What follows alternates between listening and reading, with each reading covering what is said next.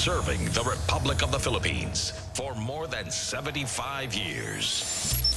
Ito po ang Presidential Broadcast Service.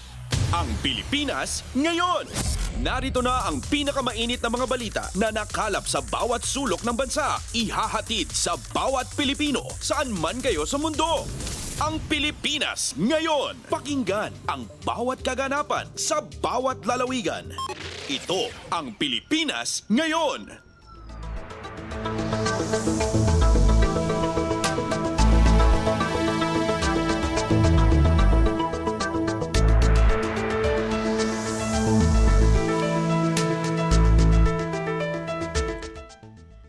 Magandang araw po sa ating mga tagapakinig. Welcome po muli sa ating programang Ang Pilipinas Ngayon. Napapakinggan po ninyo saan mang bahagi ng mundo sa pamamagitan ng ating himpilang Radio Pilipinas World Service ng Presidential Broadcast Service.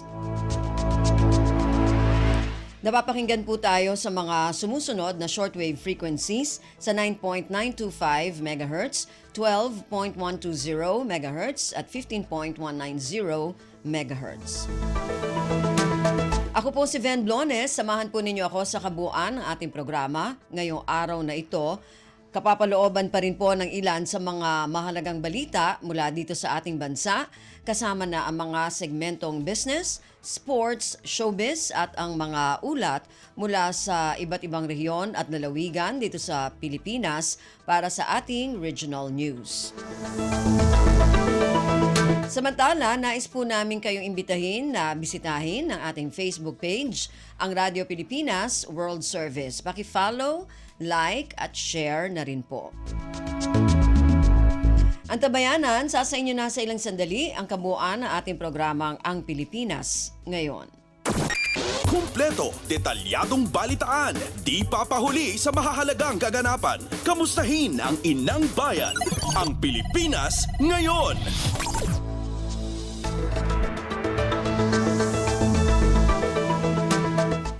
Sa ating mga balita, pinangunahan ni Pangulong Ferdinand Romualdez Marcos Jr. ang Philippine Business Forum sa huling araw ng kanyang state visit sa Brunei Darussalam ngayong Miyerkules, Mayo 29. Pinag-usapan sa Philippine Business Forum ang mga oportunidad sa food and agribusiness sectors, renewable energy, halal industry at iba pang business ventures sa Brunei Darussalam, Indonesia, Malaysia, Philippines o East ASEAN Growth Area BIMP IAGA region. Sinaksihan din ng Pangulo ang presentasyon ng dalawang Memoranda of Understanding sa naturang kaganapan. Narito si Pangulong Ferdinand Romualdez Marcos Jr. Thank you to our Trade Secretary, Secretary Fred Pascual. Please take your seats. With us today is the House Speaker of the House of Representatives, Speaker Martin Romualdez. The other members of the cabinet who have been introduced earlier to the audience here this morning, ladies and gentlemen, my fellow workers in government, distinguished guests, our most valuable partners in the private sector, whom we have considered to be an equal partner in the transformation of the economy of the Philippines. Ladies and gentlemen, good morning. The Philippines and Brunei share a deep connection built on a shared passion and a commitment to regional growth.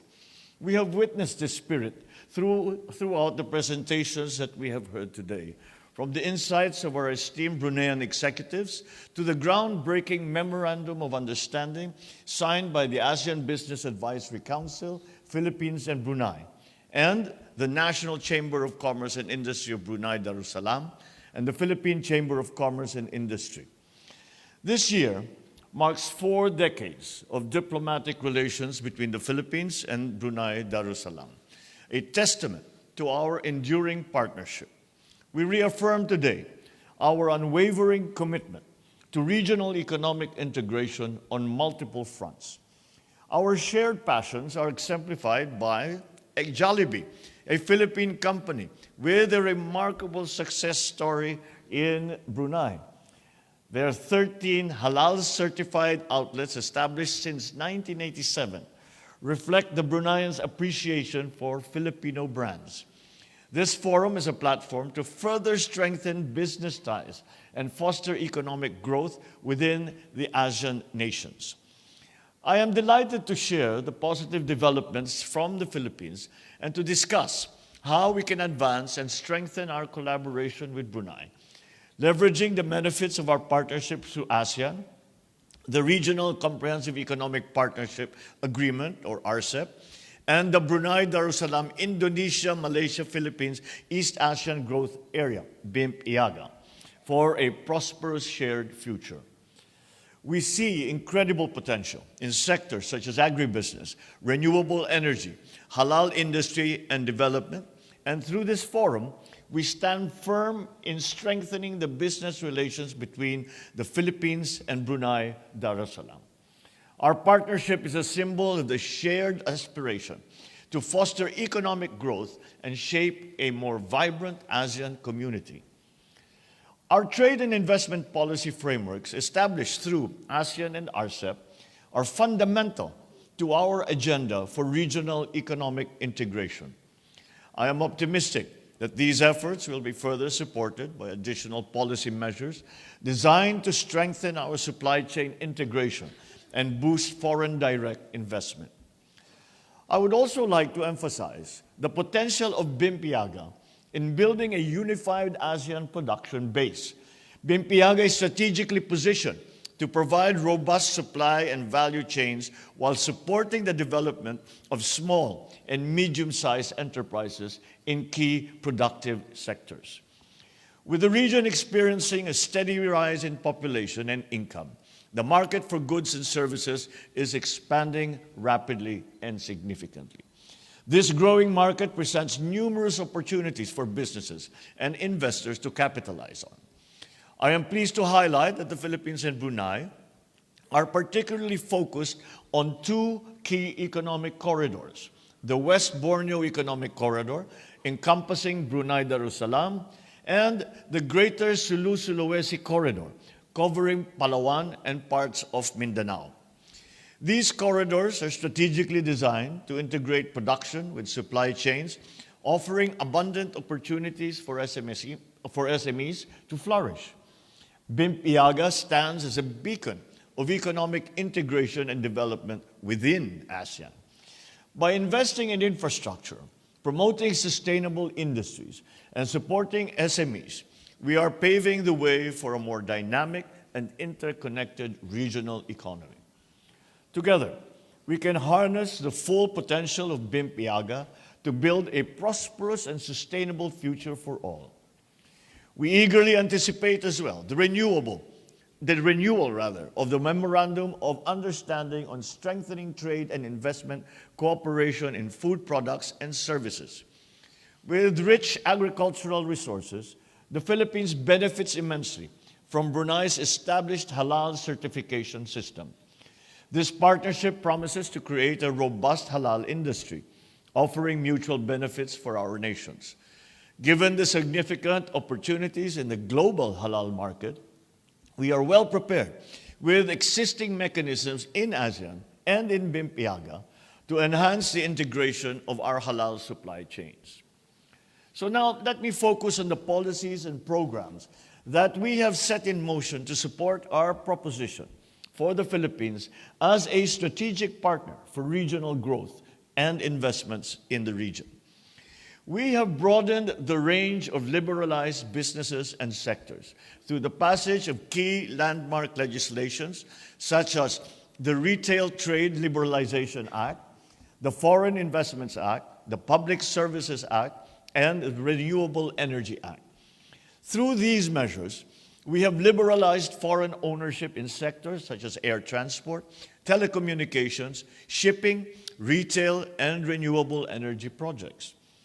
The Philippines is making significant strides as a nation in terms of improving the ease of doing business, demonstrated by our efforts to simplify tax payments and regulatory processes. Our reform of fiscal incentives and implementing policies that foster public-private partnerships are crucial for enhancing private sector involvement. The establishment as well of the Maharlika Investment Fund, which is our sovereign wealth fund, further demonstrates our commitment to financing priority projects and driving socio-economic development. I signed Executive Order number 18, establishing green lanes for strategic investments, simplifying procedures, reducing bureaucratic hurdles. The Green Lanes Initiative for Strategic Investments, led by the Trade and Industry Secretary, aims to streamline the process of investment approvals for strategic projects. It is designed to facilitate and expedite the process for investors looking to set up or to expand their businesses in our country, particularly in industries identified as strategic or of significant economic importance. In addition, the Create More or Maximize Opportunities for Reinvigorating Economy Bill, which proposes amendments to the existing CREATE Act, aims to strengthen the Philippines' fiscal and non-fiscal incentives to encourage investments in our strategic priority industries. The bill improves the ease of doing business by simplifying the approval process and streamlining the value-added tax refund system, creating a more investor-friendly environment that aligns with global standards while enhancing our own competitiveness. I am also pleased to announce the recent enactment of 3 other priority bills, which further our development goals. They are the Public-Private Partnership Code of the Philippines, which facilitates transformative partnerships and infrastructure growth, the Internet Transactions Act, which creates a framework for a robust digital economy and aligns our policies with the demands of the 21st century, and the Tatak Pinoy Act, or the Proudly Filipino Act, which I signed into law on 26 February of this year, is designed to strengthen industry development and enhance the Philippines' participation in global value chains. So I enjoin the business leaders of Brunei to seriously consider the Philippines as your prime investment destination. We are committed to fostering mutually beneficial outcomes for the business sectors of both our countries. Together, let us approach the future with determination and confidence, striving towards shared prosperity and success. Let us all make it happen in the Philippines. Let us do it together. Mabuhay, Ribuan, Terima Kasih. Good morning and thank you. Si Pangulong Ferdinand Romualdez Marcos Jr. Pasada ng mga balita mula sa Pilipinas para sa mga Pilipino saan man sa mundo. Ang Pilipinas Ngayon.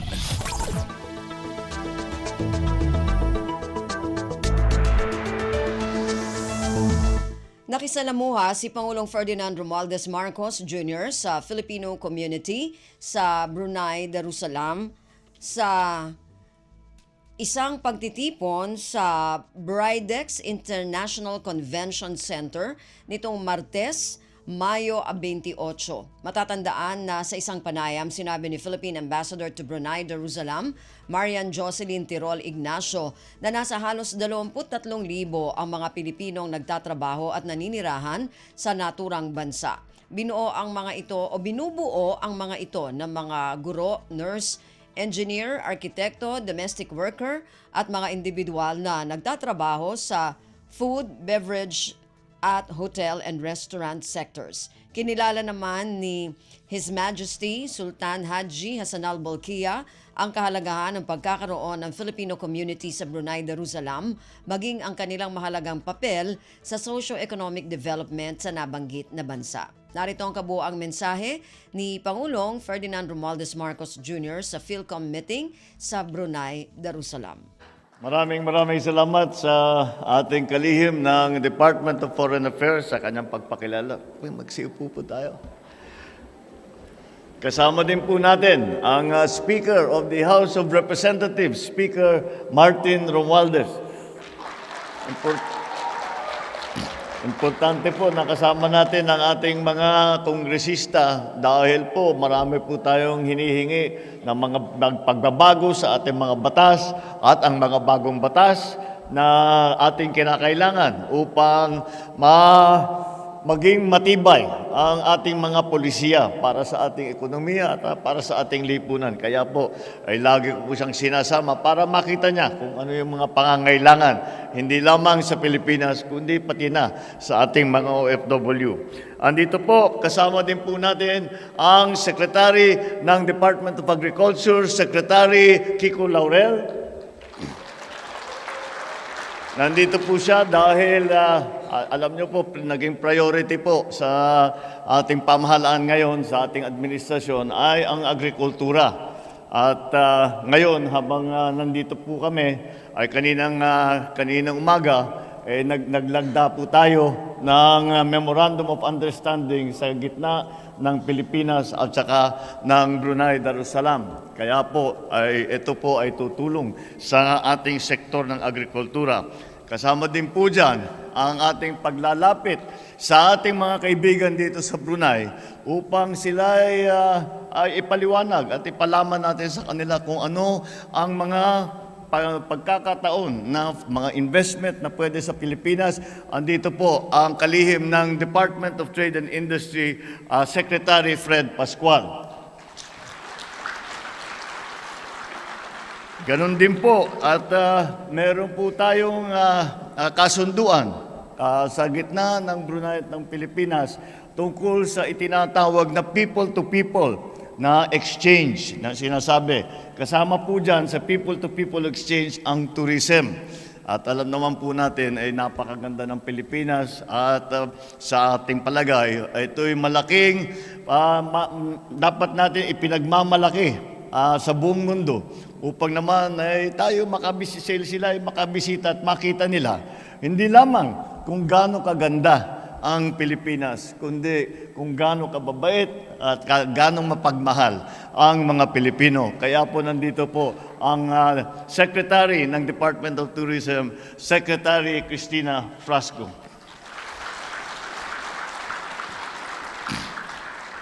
Inaayos din po natin ang ating mga ating tinatawag, ang ginagamit ngayon na salita ay supply chain. At ito po ay pangailangan natin upang ang ating mga mga magsasaka, ang ating mga manggagawa, lahat po ng produkto nila ay makarating sa merkado kaagad at hindi masyadong mahal. Kaya't kailangan ayusin po ang ating transportation system, hindi lamang para sa ating mga produkto, kundi na rin para sa ating mga kababayan. Nandito po ang Secretary of the Department of Transportation, Secretary Jimmy Bautista. At malaki pong bagay ngayon, malaki pong aming pag-iisip tungkol nga dito sa issue na ito dahil nakita naman natin masyadong maraming gulo sa iba't ibang bahagi ng mundo at nagkakaproblema sa presyo ng langis at sa supply ng langis. Kaya po tayo ay naghahanap ng mga kasama, ng mga katulong at tayo din ay lumilipat at ang Pilipinas ay umaalis na sa tinatawag na fossil fuel. Yung coal, yung mga langis, yung crudo, lahat po yan. At tayo lumilipat na rin sa tinatawag na renewable. Ang renewable po yung mga wind energy, mga solar energy. Ang namamahala po dyan ang ating Secretary of the Department of Energy, Secretary Popo Lotilla. Sa dinami-dami ninyo na OFW na galing Pilipinas, ay talagang kailangan natin bigyan ng isang departamento na walang katungkulan kung hindi alagaan ang kalagayan ng ating mga OFW. Ito po ang pinakabago na departamento sa ating pamahalaan. Ito po ang departamento na talagang tumutugon sa sitwasyon ninyo, mga OFW, sa mga problemang nahaharap sa inyo kuminsan at sila'y tumutulong. At ito po ang namumulong ngayon po dahil po ang unang naging sekretary po dyan ay umaong na at sayang naman at siya talagang nagsimula nito. Ngunit mahusay din ang ating sumunod na Secretary of the Department of Migrant Workers, Secretary Hans Kakdak.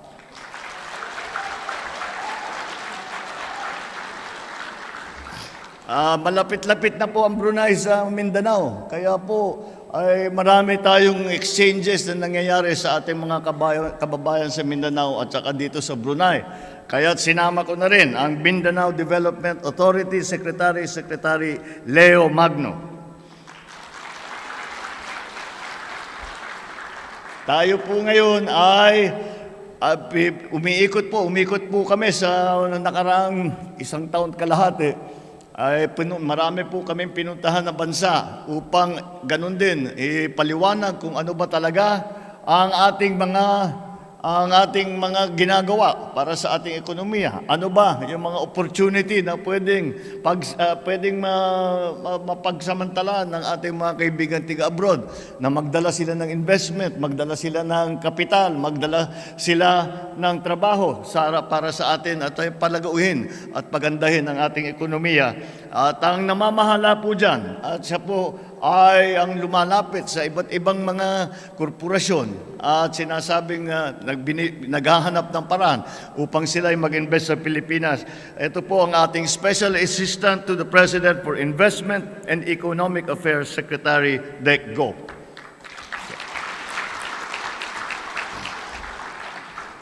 Siyempre, ang ating ambassador na siguro kilala ninyo lahat, ambassador ng Pilipinas sa Brunei Darussalam, Marian Jocelyn Tirol Ignacio.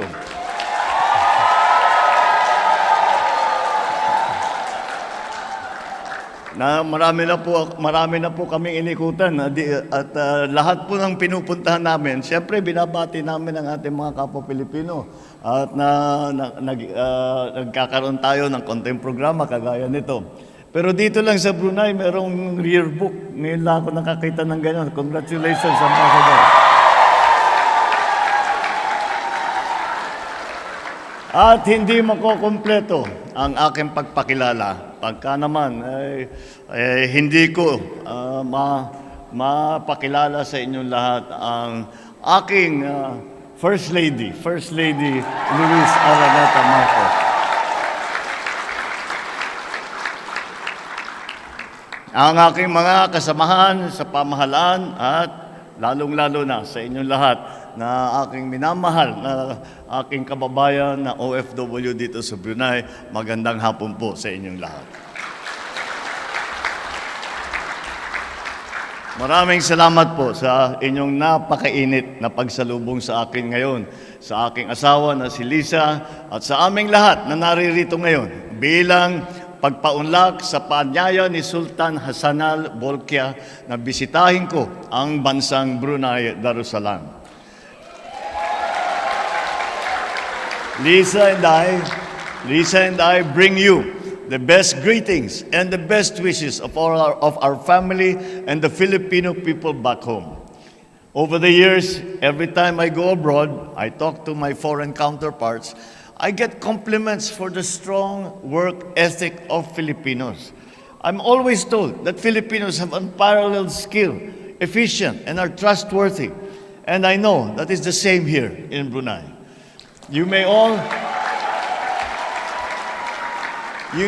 have different professions. That what we bring to all that we do, not only in the Philippines, but even abroad, as is proven by the record that Filipinos have made and the reputation that you have gained, that what we bring is a special brand of Filipino service everywhere we go. Ito po ang pagka-Pinoy natin na may malasakit, mapag-aruga, mapagkalinga tayong mga Pilipino. Maraming salamat po sa inyong mga mabuting ginagawa upang iangat ang respeto, pag-unawa at imahe ng ating bansa dito sa Brunei. So while we honor our overseas Filipinos for your sacrifices, for our nation and the families, one of the promises I made when I first took my oath as president was to create more jobs in the Philippines so that working abroad will only become a career choice and not the only option for hardworking men and women of the Philippines. Mabuti po siguro na ibalita ko na sa inyo na ngayon pa lamang bilang pambungad ng aking mensahe noong nakaraang 2023. Nakapag-approve na po tayo ng investment na umaabot ng 1.26 trillion pesos. This is a remarkable figure surpassing the trillion peso mark. This achievement surpasses our initial optimism when we set ang una naming target ay sabi namin 1.15 trillion pesos, ngunit ito'y umabot na sa mas mataas na numero. To far exceed this mark by reaching 1.26 trillion pesos is a clear testament to the growing confidence investors place in fostering their businesses' growth within the Philippines. Upon full operations, the projects are expected to produce 49,030 jobs for Filipinos. Alam po natin na kapag masigla ang ekonomiya, maayos ang kabuhayan. Things are looking up for the economy. Bukod sa mga remittances na nanggagaling sa inyo, sa ating mga OFW, I also encourage all of you to someday to return and invest and set up your own business at home and in the Philippines. Isa sa mga prioridad ng gobyerno ay ang agrikultura. Kaya tinatrabaho po natin ang husto upang magkaroon tayo ng modernized agricultural sector na kayang suplayan ang ating pangangailangan at bukod pa doon ay makapag-export pa sana tayo. I am relentlessly pushing and prioritizing the development of our agricultural land and our agricultural sector. I cannot say it enough, I cannot emphasize it enough, but we really need to invest in the development, productivity, and modernization of our agri-sector. By building infrastructure, improving market linkages of our farmlands will yield not only crops, but also opportunities that create ripples of positive effects throughout our nation. Ang layunin po ng ating pamahalaan ay kilalanin ang agrikultura bilang catalyst o bitsa para sa ating ekonomiya. Itataas natin ang produksyon ng mga produktong pang-agrikultura. Pagtitibayin po natin ang tinatawag na value chain ng agricultural sector. Sunod po sa aking listahan ay naging ang infrastruktura. I've said it before, uulitin ko na. We will build and we will build better and we will build more. I seek to widen the focus of infrastructure development to allow for growth in far-flung municipalities. Ayaw po natin nakikita na sa Maynila lamang, sa Luzon lamang ang lumalago at gumaganda. Kailangan po, wala pong naiiwanan. Kahit na sa lalupalop na napakalayo ay nararamdaman nila na meron silang pag-asa, na merong mga opportunity, na merong tumutulong sa kanila na pamahalaan para pagandahin ng kanilang buhay. So we go to the underdeveloped areas of the Philippines, and this we will open up through the construction of roads and bridges as well as an efficient means of transportation, including the expansion of railway services and including connectivity and access to means of communication so that no part of the Philippines is outside of its reach. Pagbalik po ninyo sa Pilipinas, we hope to also welcome you to a new and upgraded Manila International Airport as we embark. Dahil sinimulan na po natin, dahil nakakahiya naman po, yung airport natin napabayaan na ng husto. At pagka yung mga pinag-aaral tungkol sa mga airport, hindi maganda po ang report sa airport natin sa Maynila. Kaya tayo ay kakalagda rin po natin. Meron tayo po 170.6 billion pesos na idadalhin para pagandahin ang ating mga passenger terminal, ang ating mga airside facilities, at saka mas madali ang paglipat mula sa isang terminal hanggang sa kabilang terminal, mula sa airport hanggang sa terminal ng bus para makauwi sa probinsya. Lahat po yan ay bubuhin natin para hindi na po nahihirapan ang ating mga bisita at ang ating mga balikbayan. Ito siguro ay tatagal ng mga 15 years. Pero itong mga bagong pagpapaganda ay inaantay natin na maramdaman na natin next year na siguro. Infrastructure will remain a very high priority as it helps drive growth and it helps drive employment. I am also committed to shifting to renewable sources of energy. Kagaya po ng aking nabanggit, ito gagamit po tayo ng wind power, yung mga windmill, yung geothermal, yung biomass, wave power, hydroelectric power generation, para magkaroon naman tayo ng mabilis na pagbalik ng ating kuryente pagkatapos ng kalamidad, ng mga pagka may bagyo, magmelindol, may baha. Para naman ay mabawasan ang maging casualty natin kapag merong may ganyang mga pangyayari. In January of this year, we launched Bagong Pilipinas. This is a powerful and unifying framework of ideas, of values, and beliefs that aims to inspire our nation to come together, to strive in earnest towards elevating the Philippines to new heights, rooted in a very clear and wholesome awareness of what is already ours and a shared vision for what we would like our future to be. I encourage every Filipino to look beyond differences and to work harmoniously together to build a nation that not only meets current challenges but also envisions and shapes a more promising future for all our citizens. And that is why I call for transformation. We have to transform our idea of being a Filipino. The transformation of the way that we present ourselves to each other and to the rest of the world. And the transformation of our economy, of our governance, and of our society. So I challenge each one of you, let us become new Filipinos. Lahat tayo maging bagong Pilipino na nandyan sa bagong Pilipinas, sa pagbabago sa bawat aspeto ng ating pang-araw-araw na buhay. Pagbabago sa isip, sa salita, at sa gawa. My obligation to the Filipino people is a realistic vision. The best days of our end years are not in our past, but in our future. And the solution cannot be done by government alone. There are so many things that we need to do that we can only manage if we do them together. Everyone must do their part. The unrelenting drive for excellence in all aspects of personal, community, national, international life demands that all Filipinos set for themselves standards and goals which are nothing short of excellent. You are no stranger to this. You are already doing it here in Brunei. Trust in government for leadership, but let us accept our part as citizens. Let us be proud to be Filipino.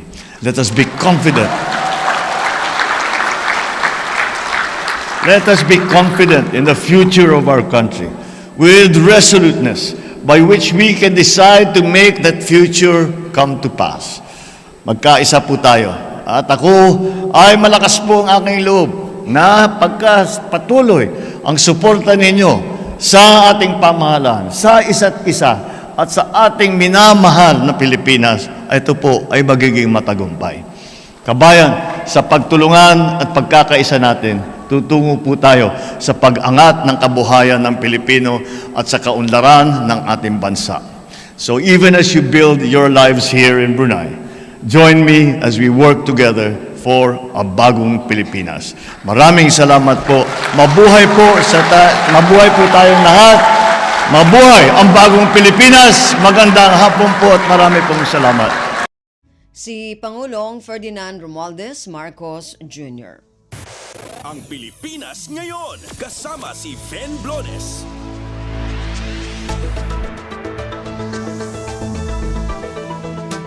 Speaker Martin Romualdez, pinapurihan si Pangulong Ferdinand Romualdez Marcos Jr. matapos malagdaan ang ilang mahalagang kasunduan sa pagitan ng Pilipinas at Brunei. Ayon kay Romualdez, ito ay pagpapakita ng mas lumalalim na relasyong bilateral ng dalawang bansa na maaring pakinabangan ng mga Pilipino. Ang detalye ng balitang ito mula kay Kathleen Forbes. Nagpaabot ng pagbati at papuri si Speaker Martin Romualdez kay Pangulo Ferdinand R. Marcos Jr. matapos maselyuhan ang ilang mahalagang kasunduan sa pagitan ng Pilipinas at Brunei. Sa unang araw pa lang yan ng kanyang state visit doon. Ayon kay Romualdez, ipinapakita nito na lalo pang lumalim ang bilateral relations ng dalawang bansa na pakikinabangan din ng mga Pilipino.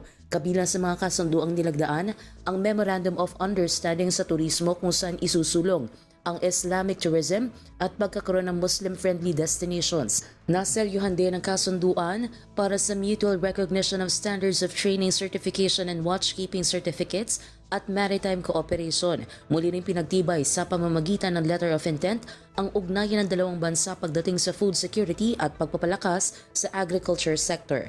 Ito si Katin Forbes para sa Radyo Pilipinas.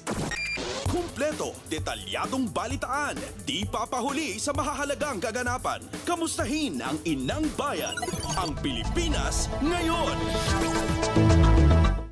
Patuloy ang pagpapakita ng mga kaalyadong bansa ng suporta sa Pilipinas kaugnay ng ginagawang tensyon ng China sa West Philippine Sea. Sa panayam ng Radyo Pilipinas, sinabi ni Philippine Navy spokesperson Commodore Roy Vincent Trinidad na hindi lamang Pilipinas ang kinakalaban ng China, kundi lahat ng freedom-loving countries at maritime nations. Ayon kay Trinidad, hindi lamang mangingisda ng Pilipinas ang madadamay sa ipatutupad ng China na fishing ban, kundi maging ang ibang karatig bansa. We receive a lot of support from our foreign counterparts who are also after the rules-based international order. Bawat tulak sa atin ng China sa corner, each time we are pushed into the corner, we receive message of support from our partner countries. Samantala, sinabi ni Trinidad na nagdagdag na magpapatrolya sa West Philippine Sea ang Philippine Navy upang protektahan ang mga mangingisda. Kabilang sa mga naidagdag ang barko at Maritime and Surveillance Night. Bukod dito, sinabi ni Trinidad na makakasama na rin sa pagpapatrolya ang Philippine Air Force. From the Philippine Navy naman, our presence, we hope our presence will be able to send the message not only to our fisher folks but to the other side, to China. Na wag siyang tumawid sa linya na yan. Sapagkat it will drastically increase. It will be a provocation. Sabi nga ng ating SND, it is provocative. Unacceptable ito. Hindi dahil papayag nito. Si Philippine Navy spokesperson Commodore Roy Vincent Trinidad. Pasada ng mga balita mula sa Pilipinas para sa mga Pilipino saan man sa mundo. Ang Pilipinas ngayon. Mayroon pa ring immunity ang mga individual na nagpabakuna ng booster shots kontra COVID-19. Sa panayam ng Radyo Pilipinas, sinabi ni Department of Health o DOH spokesperson Assistant Secretary Albert Domingo na may bisa pa rin ang mga nakaraang bakuna upang labanan ang bagong variant na COVID flirt. Gayunman, hindi anya ito ganun kalakas dahil nagbabago ang itsura ng COVID kabilang ang flirt na nagkalat sa ibang bansa. Yung ating bakuna na nabigay sa atin noong kasagsagan ng pandemya at yung mga boosters, meron pa ho silang tinatawag na residual immunity. Hindi na ho sila swak para dun sa bagong subvariant, pero nakakatulong pa rin po sila kahit papano. Mas mabuti pa rin kung nabakunahan tayo noon kaysa hindi tayo nabakunahan at all. Si DOH spokesperson Assistant Secretary Albert Domingo. Ang Pilipinas ngayon, kasama si Ven Blones. Nakahandang maglabas at mamahagi ng buffer stock ang Department of Agriculture sa mga magsasaka na naapektuhan ng bagyong Aghon para sa muling pagtatanim ng mga ito. Sa panayam ng Radyo Pilipinas, sinabi ni Department of Agriculture Assistant Secretary Arnel de Mesa na may nakahandang buffer stock na binhi ng palay, mais at iba pang high-value commercial crops. Kasama na rin anya ang mga abono na ipamimigay sa mga naapektuhang magsasaka. Ganun din ay meron tayong 1 billion pesos na standby fund under our Quick Response Fund. Ito ay alternative livelihood. Kagaya na pwede tayo magbigay ng livestock, magbigay tayo ng iba pang ayuda na magiging pangangailangan according to sa needs ng ating mga affected beneficiaries, mga magsasaka at mga isda. Si Department of Agriculture Assistant Secretary Arnel de Mesa. Kumpleto, detalyadong balitaan, di papahuli sa mahahalagang kaganapan. Kamustahin ang inang bayan, ang Pilipinas ngayon. May posibilidad na epekto ng climate change ang nagdulot ng matinding turbulence na nangyari sa Qatar Airways at Singapore Airways. Sa panayam ng Radyo Pilipinas, sinabi ni Pag-asa Specialist on Climate and Prediction, Joey Figuracion, na sa global warming ay maaring magbago ang sitwasyon ng himpapawid. Kabilang anya ang pagbabago sa thunderstorm at interaksyon ng hangin. Paliwanag ni Figuracion, ang hangin ang nagkakaroon ng interaksyon sa mas mataas na level ng himpapawid na hindi nakikita at ito ang nagdudulot ng turbulence. Kung mayroon tayong global warming, tumataas, ibig sabihin, mas mataas kaysa sa normal yung init. So, yung mas mataas na init na yan, ay nag-create yan o naging factor yan na mas nagkakaroon tayo ng severe thunderstorm. Si Pag-asa Specialist on Climate and Prediction, Joey Figuracion. Pasada ng mga balita mula sa Pilipinas para sa mga Pilipino saan man sa mundo. Ang Pilipinas ngayon. Suspendido ang gobernador ng Bohol at 68 iba pang opisyal sa loob ng 6 na buwan kaugnay sa itinayong resort sa Chocolate Hills. Inanunsyo ni Bohol Governor Erico Aristotel Aumentado na isinailalim siya ng ombudsman sa preventive suspension kasama ang 68 iba pang opisyal kaugnay sa investigasyon sa istruktura sa Chocolate Hills na isang protected area Global Geological Park. Ayon sa Bohol Governor, kabilang sa suspendido ang mga regional directors, department heads, mayors at punong barangay. Ako o ang laing sa 68 ka mga opisyales nga naghupot karon sa pwesto gipailawon sa preventive suspension sulod sa 6 ka bulan sigon sa balaod sa ombudsman. Ang investigasyon sa Chocolate Hills National Monument nagpadayon pahangtod karon dito sa Senado o sa Kamara Baha. Si Bohol Governor Erico Aristotel Aumentado. Ang Pilipinas ngayon, kasama si Fen Blones. May karagdagang 4,000 megawatts sa Luzon Grid ngayong 2024. Ayon kay Energy Assistant Secretary Mario Marasigan, magmumula ang 4,000 megawatts sa renewable energy at conventional power facilities. Anya, matitiyak nito na hindi na malalagay sa yellow at red alert ang Luzon Grid sa mga susunod na buwan. Asahan po natin may karagdagang 4,000 megawatts na madaragdag dito sa Luzon na grid kung saan po 50% po niyan ay galing sa renewable at yung another 50% naman po ay manggagaling sa conventional power facilities. Somehow po ito po ay magbibigay sa atin ng kasiguraduhan na sa darating pong mga buwan, hindi na po tayo magkakaroon ng yellow or red alert.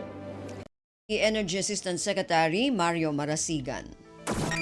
Kumpleto, detalyadong balitaan, di papahuli sa mahahalagang kaganapan. Kamustahin ang inang bayan, ang Pilipinas ngayon. Philippine National Police o PNP Chief Police General Romel Francisco Marbil ipinag-utos ang accounting kontra sa moonlighting ng mga tauhan ng PNP.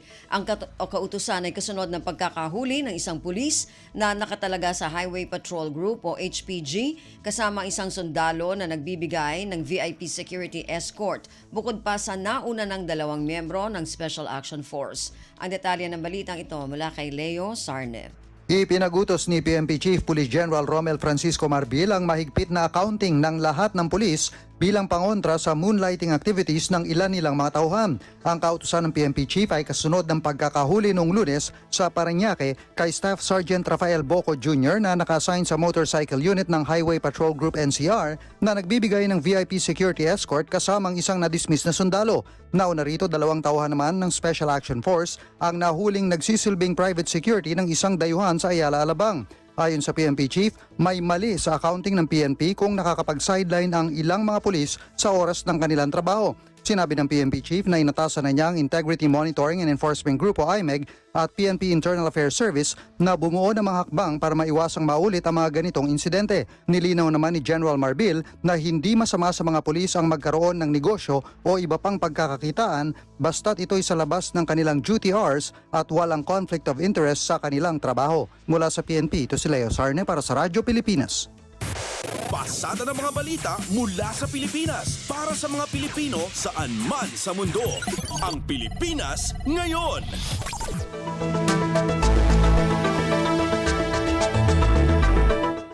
Yan po ang ilan sa mga pangunahing balita mula dito sa ating bansa. Samantala, antabayanan naman po ang mga balita mula sa iba't ibang rehiyon at lalawigan dito sa Pilipinas para sa ating regional news. Balita mula sa lalawigan sa bawat rehiyon ng ating bayan. Dito sa Ang Pilipinas Ngayon.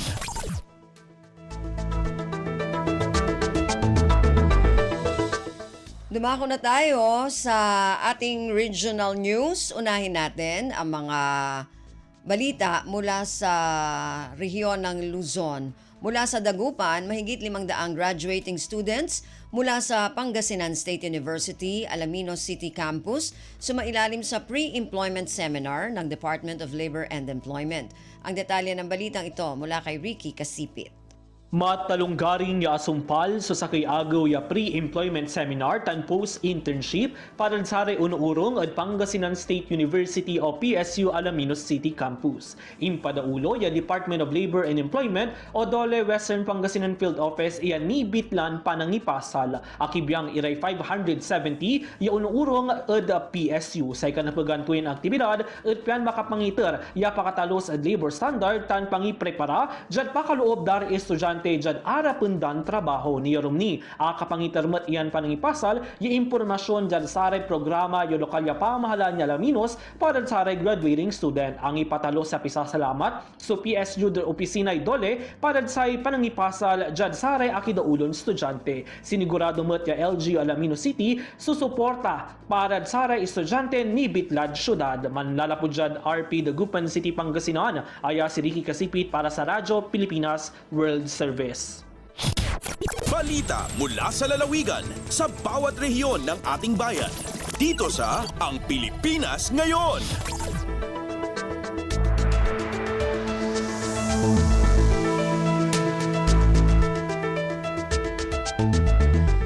Maraming salamat kay Ricky mula sa Dagupan. Samantala, dumako naman tayo sa Bontoc.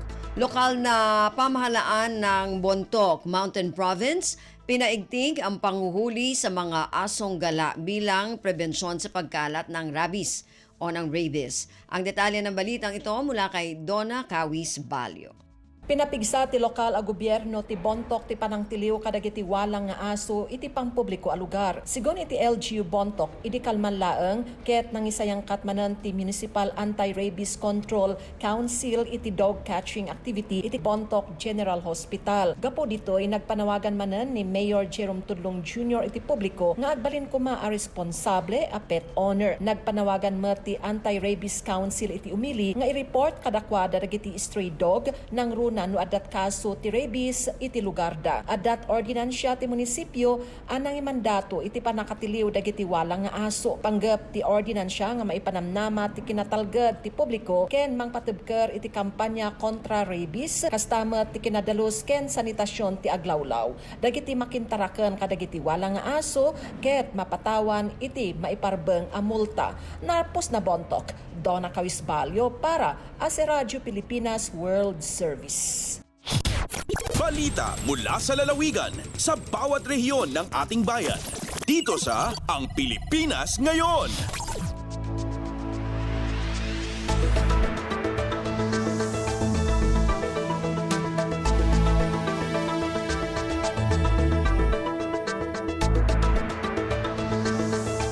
Maraming salamat, Donna. Yan ang ulat mula sa Bontoc. Samantala, dumako naman tayo sa Lucena, 2.3 milyon o 2.3 milyong piso na halaga ng tulong pinansyal ipinamahagi ng DSWD sa mga sinalanta ng bagyong Aghon sa Pagbilao, Quezon. Ang detalye ng balitang ito mula kay Mara Grezula. Ipinamahagi ng DSWD ang 2.3 million pesos na halaga ng tulong pinansyal sa mga residente ng Pagbilao, Quezon na sinalanta ng Bagyong Aghon. Ayon sa pabatid ng DSWD Calabarzon, personal na inihatid ni Secretary Rex Gatchalian ang tulong sa mga pagbilawin kahapon. Sa kanyang mensahe, tiniyak ng kalihim sa mga apektadong pamilya ang patuloy na pakikipagtulungan sa mga lokal na pamahalaan upang alalayan ang mga sinalanta na makabangon mula sa epekto ng bagyo. Batay sa pinakahuling datos na nakuha ng DSWD sa LGU Pagbilao, mahigit 800 pamilya sa bayan ang na-displace dahil sa bagyo. Mula sa RP Lucena, ito si Marek Desula para sa Radyo Pilipinas World Service. Balita mula sa lalawigan sa bawat rehiyon ng ating bayan. Dito sa Ang Pilipinas Ngayon.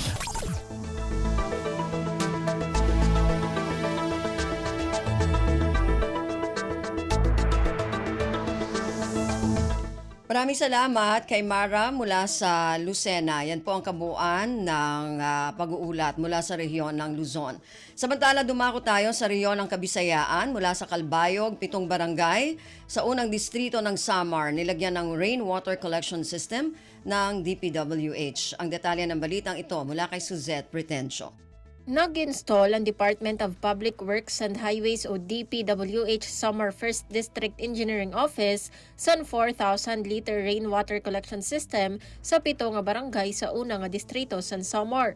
Ginpondohan ang proyekto sa ilarom sa General Appropriations Act o GAA FY 2023 nga nagkakakantidad sa 2.3 million pesos. Nakagbenepisyo sa nasabing nga proyekto ang mga masunod: Santa Cruz Elementary School, Bunyagan Elementary School, Paho Elementary School, Balugo Elementary School, Barangay Victory Multipurpose Hall, Barangay Hiragaan Multipurpose Hall, ngan Barangay Migara Evacuation Center. Sumalakan Glen Y. Ukong, School Heads and Bunyagan Elementary School, nakagbulig ang nasabing nga water catchment system agud mabaton sa eskwelahan and water supply problem, labi na saya na nga na-eksperyensya nga El Nino phenomenon. Tikang sa Radyo Pilipinas Calbayog, ini si Suzette Pretencio para sa Radyo Pilipinas World Service. Balita mula sa lalawigan sa bawat rehiyon ng ating bayan. Dito sa Ang Pilipinas Ngayon.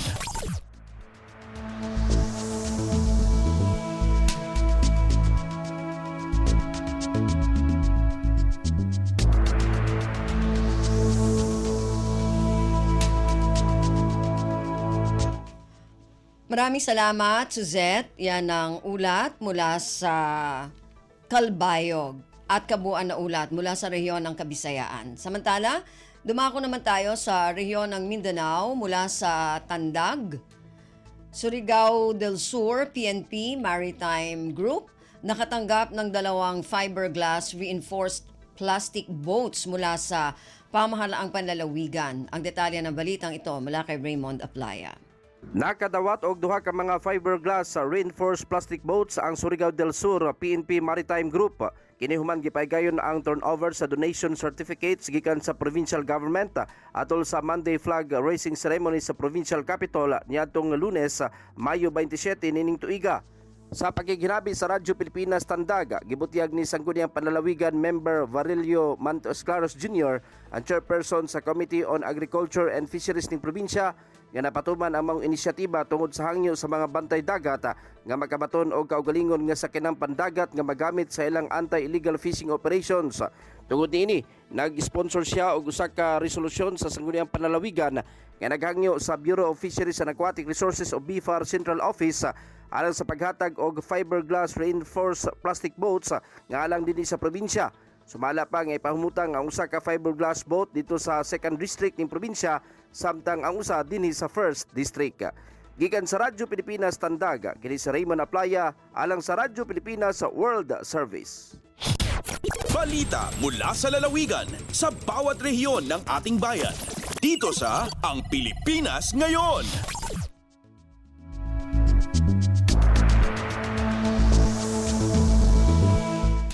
Maraming salamat, Raymond. Yan ang ulat mula sa Tandag. Samantala, dumako naman tayo sa Hulo. Pagtulong sa mga kababaihan na sa sektor ng agri-fishery sa Sulu, isinusulong ng isang organisasyon. Ang detalye ng balitang ito mula kay Fatma Gino. Kiukusuhan sina EU BAEP WeSafe Project sa SIM Card Incorporated in pagtawang ang mga kababaihan hasakupan sin Agriculture and Fisheries Sector binaybayan sina lupa sug.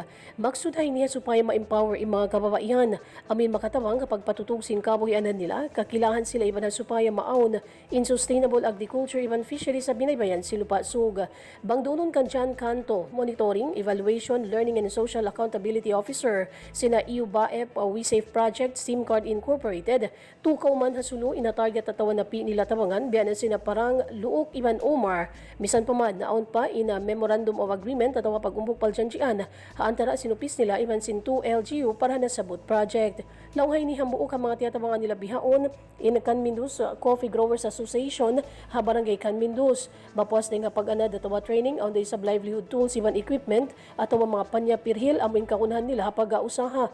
Launghay kanto sampay patahon duwangay mukawhan taglima impagtawang nila mga beneficiary. In WeSafe Project, biyalanjaan sin European Union, laway habang sa Moro Agri-Enterprise Program at EU BAEP. Dahil nga RP Hulo, ini Fatma Adiligino para sa Radyo Pilipinas World Service. Balita mula sa lalawigan sa bawat rehiyon ng ating bayan. Dito sa Ang Pilipinas Ngayon. Maraming salamat, Fatma. Yan ang ulat mula Hulo at kabuuan na ulat mula sa rehiyon ng Mindanao.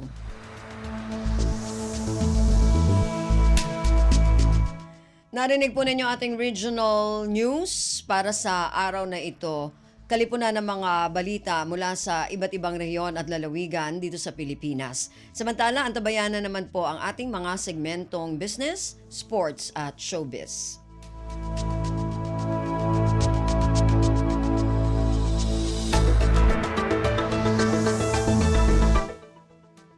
Dumako na tayo sa ating mga segmento. Unahin natin ang ating business news. Narito si Erwin Peñano. Lagay ng ekonomiya, kalakalan, negosyo at iba pa. Atin ang alamin dito sa Ang Pilipinas Ngayon.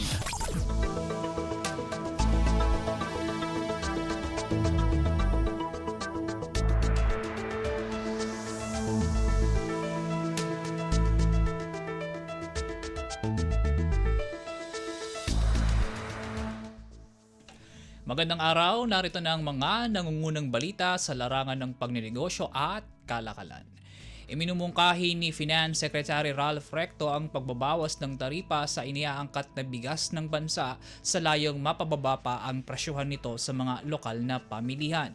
Ayon sa kalihim, bagaman bumababa na ang presyo ng bigas sa pandaigdigang merkado, mas mainam anya kung sasabayan din ito ng tapyas sa import tariffs nang sa gayon ay mabawasan ang presyo ng mga nasabing commodity sa mga palengke. Binigyan din nito ang pagbalanse sa interes ng mga consumer at mga magsasaka at sinabing mas makabubuti kung magkakaroon ng hating kapatid. Maalala noong nakarang taon nang palawigin ng Pangulong Ferdinand R. Marcos Jr. ang bawas sa tariff rates ng mga pangunahing agricultural commodities kasama ang bigas sa 35%. Sa proposal ng Finance Chief, nabanggit nito ang mga figurang 17.5% at 20%. Ipinaubayan naman ni Secretary Recto ang pasya sa nasabing panukala kay Agriculture Secretary Francisco Chularel Jr. Kung masang-ayunan, sasalang pa niya ito sa pagdinig ng Tariff Commission. Lagay ng ekonomiya, kalakalan, negosyo at iba pa. Atin ang alamin dito sa Ang Pilipinas Ngayon.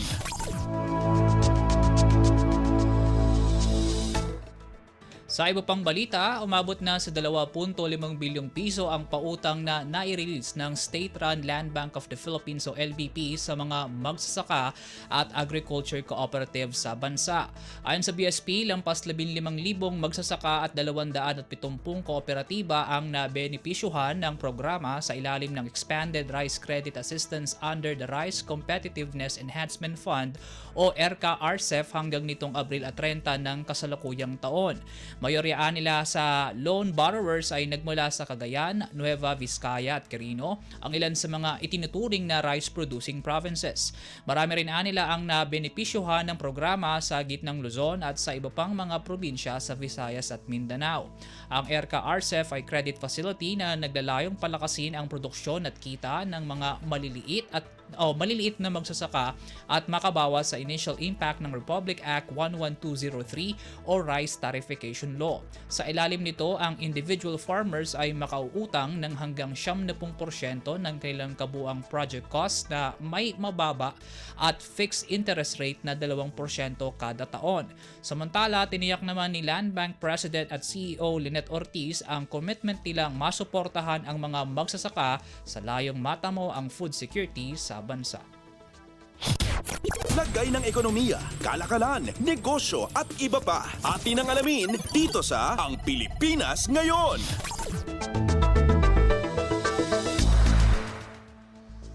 Inanunsyo ng power distributor na Manila Electric Company o Meralco na malapit nang matapos ang full feasibility study para sa planong pagtatayo ng micro-modular nuclear power plants sa bansa.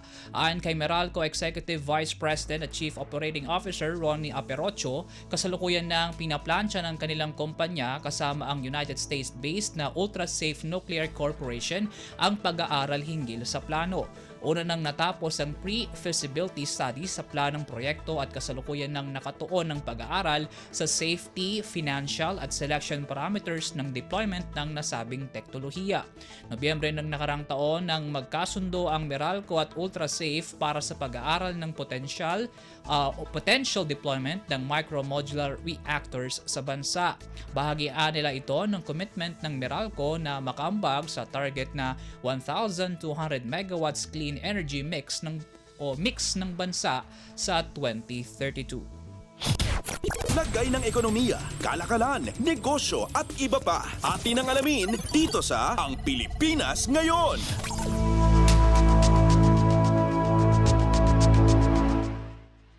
At yan po ang mga balitang aming nakalap sa larangan ng pagnenegosyo at kalakalan. Para sa Radyo Pilipinas World Service, ako po si Win Peñano. Maasensong araw po sa ating lahat. Lagay ng ekonomiya, kalakalan, negosyo at iba pa. Atin ang alamin dito sa Ang Pilipinas Ngayon.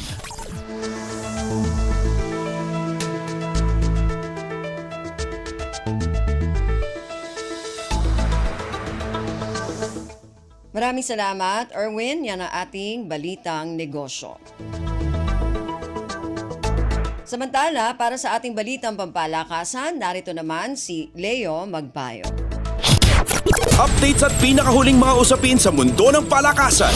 Atin ang pakinggan dito sa Ang Pilipinas Ngayon. Magandang araw. Narito na po ang sports balita. Bigo na makapasok ang Alas Pilipinas Women's Volleyball Squad sa finals ng 2024 AVC Challenge Cup. Ito ay matapos yumuko ang Alas laban sa Kazakhstan 23-25, 21-25 at 14-25 sa kanilang knockout semifinals showdown na ginanap sa Rizal Memorial Coliseum sa Maynila. Maganda ang ipinakitang laban ng Pilipinas, subalit naubusan ito ng hangin pagdating ng ikatlong set. Nanguna para sa Alas si Ara Panique na mula sa bench sa first set ay binigyan ng pag-asa ang koponan na habulin ang Kazakhs pagkatapos ang 10-21 abante. Nakakobra lamang si Angel Canino ng 9 na puntos, subalit nag-adjust sila ng posisyon ni Panique sa opposite spiker imbis na sa outside hitters para mabunan ang kakulangan sa rotation. Samantala, halimaw ang performance naman ni Sana Anarkulova sa panig ng Kazakhstan kung saan nakalikom ito ng 19 na puntos. Dinomina ng Alas Pilipinas ang Pool A kung saan napanalo nila ang lahat ng kanilang asignatura para makatapat ang number 2 seed na Kazakhs sa Pool B. Sa isa pang semifinal match sa pagitan ng number 1 seed na Vietnam sa Pool B at number 2 seed na Australia sa Pool A, kinailangan lamang ng Vietnam ng 3 sets para talunin ang Australia at magmarcha sa finals para depensahan ang kanilang korona laban sa Kazakhstan. Dahil sa talo, kakalabanin ng Alas ang Australia sa Miyerkules para sa bronze medal. Updates at pinakahuling mga usapin sa mundo ng palakasan. Atin ang pakinggan dito sa Ang Pilipinas Ngayon. Inanunsyo ng Philippine National Volleyball Federation o PNPF na pamumunuan ni Mark Espejo ang Alas Pilipinas Men's para irepresenta ang bandila ng bansa sa 2024 ABC Challenge Cup itong darating na Hunyo na gaganapin sa Bahrain. Pangungunahan ng dating Ateneo Most Valuable Player ang 14-man team na tutungo sa Bahrain itong Miyerkules. Sasamahan ng 27 anyos na si Espejo ang iba pang outside hitters mula sa kolehiyo na sina Jade Disquitado, Noel Campton at Nico Almendras, pati na rin ang signal player na si Jao Umandal habang si Leo Ordiales ay maglalaro bilang opposite spiker. Babantayan naman ang net ni national team member Kim Malabunga kasama ang iba pang middle blockers na sina JP Bugaon, Ruenzmel Tagibolos at Lloyd Josafa. Samantala, mamanduhan naman ni Joshua Retamar ang setting department kasama si Joseph Bello na magsisilbing backup habang ang two-time UAAP Most Valuable Player at outside hitter na si Josh Ibanez ay ginawang libero kasama si Vince Lorenzo. Sisimulan ng Alas Men ang kanilang kampanya sa Hunyo 2 laban sa China bago tapusin ang kanilang asignatura sa Pool B laban sa host team Bahrain sa Hunyo 3. Ang reigning Spikers Turf Most Valuable Player na si Brian Bagunas ay hindi muna makakapaglaro dahil kailangan niyang tapusin muna ang kanyang mga obligasyon sa kanyang koponan na win streak sa Taiwan. Updates at pinakahuling mga usapin sa mundo ng palakasan. Atin ang pakinggan dito sa Ang Pilipinas Ngayon. Pagkatapos makopo ang titulo ng 2023 to 2024 Japan B-League Division 2 Championship, inanunsyo ng Shiga Lakes na hindi na nila i-renew ang kontrata ng 5 sa kanilang players. Ang mga players na ito na hindi makakasama sa paglalaro sa kanila sa B1 ay si Filipino import Kiefer Ravena, Ryan Kriner, Rin Yamazaki, Tepe Kashiwagura at Jose Maniwa. Sa isang Instagram post, nagpasalamat si Ravena sa Shiga management, staff members, teammates, coaches at fans. Una nang inanunsyo na ang dating Ateneo de Manila University star ay sasama sa Strong Group Athletics na sasalang sa 43rd William Jones Cup na gaganapin mula Hulyo 13 hanggang 21 sa Taiwan. Suot ni Ravena ang uniforme ng Shiga ng 3 season. Pagkatapos nito lumikas ng NLEX Road Warriors sa PBA para sumali sa B-League. Nakapagrehistro si Ravena ng averages na 12.4 points, 5.5 assists at 2.8 rebounds nitong nakarang season sa Shiga. Makakasama na ni Ravena ang kanyang kapatid na si 30, Kai Soto, Matthew Wright at AJ Edu sa listahan ng mga Filipino imports na nasa free agent list ng liga. Updates at pinakahuling mga usapin sa mundo ng palakasan. Atin ang pakinggan dito sa Ang Pilipinas Ngayon. At yan ang pinakahuling balita sa larangan ng palakasan. Para sa Radyo Pilipinas World Service, ito po si Leo Magpayo. Magandang araw. Updates at pinakahuling mga usapin sa mundo ng palakasan. Atin ang pakinggan dito sa Ang Pilipinas Ngayon. Maraming salamat, Leo. Yan ang ating balitang pampalakasan. Samantala, para sa mga nag-aabang ng mga chismis mula sa mundo ng showbiz, para sa ating showbiz balita, narito naman si Stephanie Vicente. Ang latest, ang hottest sa showbiz and entertainment. Heto na sa Ang Pilipinas Ngayon. Magandang araw! Nagbabalik ang paboritong segmento ng mga chismoso at chismosa, ang segmentong Balitang Artista. Narito muli ang inyong chika Dora Steph Vicente upang ihatid ang mga pinakamainit na showbiz balita para sa araw na ito. Hindi ko na patatagalin pa ang ating introduction at simulan na natin ang ratsyada ng mga chika. Nagbitiw sa tungkulin ng isa sa mga opisyal ng 72nd FAMAS dahil sa insidenteng nangyari sa veteran actress na si Eva Darren. Pinaghandaan at ginastosan ni Eva ang gabi ng parangal sa Manila Hotel noong Mayo 26 pero hindi natupad ang imbitasyon sa kanyang magpakilala sa mga personalidad na paparangalan ng pinakamatandang award-giving body sa Pilipinas. At yun nga, isa ang kapwa veteranang aktres na si Divina Valencia sa mga nakisimpatiya kay Eva. Kinwestiyon ni Divina ang kredibilidad ng FAMAS kahit kasama siya sa mga pinagkalooban ng parangal na iconic movie actress of the Philippine cinema noong nakaraang linggo. Tanong niya sa kanyang Facebook post, quote-unquote, sa nangyaring hindi ka nais-nais, may kredibilidad pa ba ang FAMAS ngayon? Please comment. Sa panibagong Facebook post si Divina nitong Martes ng gabi, Mayo 28, nagtanong siya kung may kredibilidad pa ba ang FAMAS pagkatapos ng hindi ka nais-nais na trato nito kay Eva. Hindi umano maipagkakaila ang kapalpakang nangyari kumbaga raw. Nagkwento rin si Divina ng personal na karanasan sa pagdalo nito sa 72nd FAMAS kaya nagbanta siyang magwawala sa entablado kapag pinutol ang kanyang acceptance speech. Sabi nga niya, quote-unquote, may hinanda akong babasahin. May babasahin ako ngayon. Sabihin mo sa mga kasamahan mo at sa direktor, wag ako i-stop ha, magwawala ako sa stage. Mga hindi lang 5 to 6 na konektado sa mga nagtatawag ng sumunod o susunod na artista, naririnig ni Marisa Delgado ang sinasabi ko. Tawa siya ng tawa nang sabihin ng FAMAS production staff na hindi masasagot ang kahilingan ni Divina na ban o nagban ang veteranang aktres. Aniya, quote-unquote, ganun ba? O di sige, magkakasubukan tayo kapag hindi nagulo ang gabi nyo. Don't stop me sa pagbasa ng inihanda kong sasabihin. Ayon kay Divina, nakita niya ang pagbubulungan ng production staff dahil sa kanyang banta. Samantala, nag-aambisyon daw maging si Marimar itong si Alex Gonzaga. Though may ilang followers na nakornihan dahil masyadong overacting daw siya, marami rin naman ang natawa sa kanyang Marimar video na posted sa Instagram account niya. Caption ni Alex, quote-unquote, eto na ang Jejeng Marimar, si Maring Mar.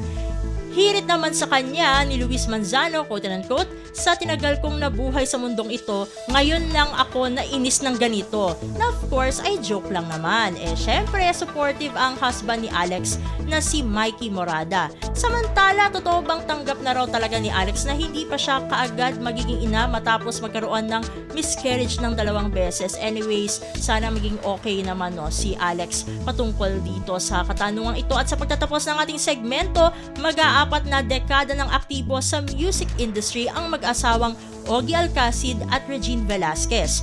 Ayon sa singer-composer ay may mga pagkakataong naiisip ng Asia Songbird na meron ng papalit sa kanilang mga trono sa industriya. Sabi nga ni Ogie, quote-unquote, always araw-araw namin niyang pinag-usapan, araw-araw kaming nagkakaroon ng maraming realization. Minsan kasi nahuhuli ko siya, pinapanood niya yung mga videos niya noong bata pa siya, tapos sasabihin niya sa akin, tingnan mo ang taas pa ng boses ko, ang galing ko nun no, sasabihin ko hindi magaling ka pa rin hanggang ngayon.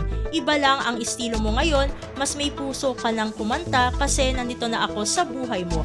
May mga ganyan kami. Naiisip din daw ni Regina unti-unti nang naglalaho ang kanilang mga ginagawa ni Ogie pagdating sa pagkanta. Quote-unquote, marami ng bago no, marami ng magaling, marami ng bata, wala na siguro tayo. Sabi ko, ano ka ba? Hindi naman wala, nandito pa rin tayo.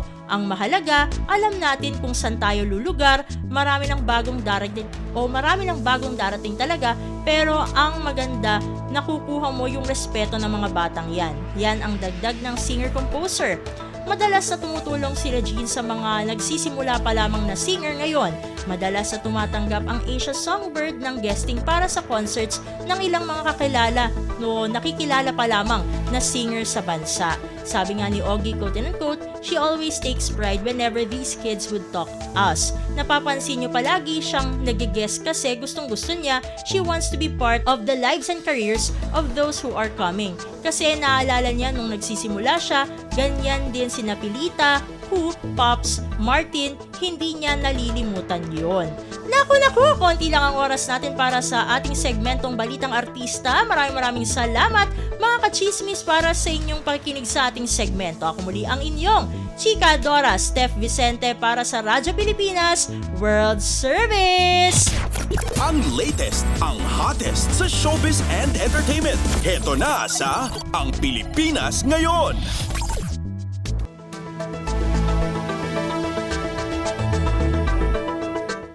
Maraming salamat, Steph. Yan ang ating showbiz balita. Narinig po ninyo ang kabuuan ng ating programang Ang Pilipinas Ngayon. Magpapasalamat muna tayo sa mga nakasama natin sa ating programa ngayong araw na ito. Sa ating technical side, kina Milo Jonella, Susan Aizon at Anthony Pimentel. Maraming salamat din sa mga nakasama natin sa ating mga segmento para sa ating business news kay Erwin Peñano, sa ating balitang pampalakasan kay Leo Magpayo, sa ating showbiz balita kay Stephanie Vicente, sa ating executive producers ngayong araw na ito kina Jerome Toledo at Stephanie Vicente, sa mga kasama natin na nag-ulat mula sa iba't ibang rehiyon at lalawigan dito sa Pilipinas para sa ating regional news at sa ating station manager na si Mr. Ray Sampang.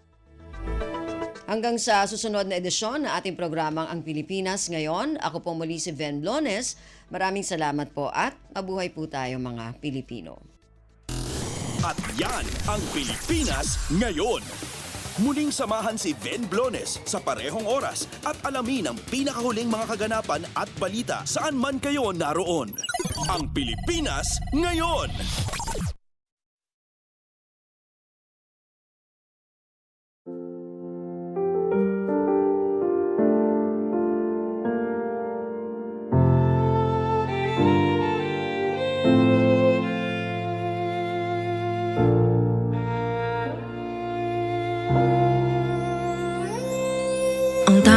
Pamaman ako'y edukasyong Pilipino, tinuturong galing at talino para maabot ang pangarap mo. Ang tanging handog ko sa'yo'y edukasyong Pilipino, diskarteng mula sa puso, mamamangha ang mundo. Matatag na mga guro, matatag sa mga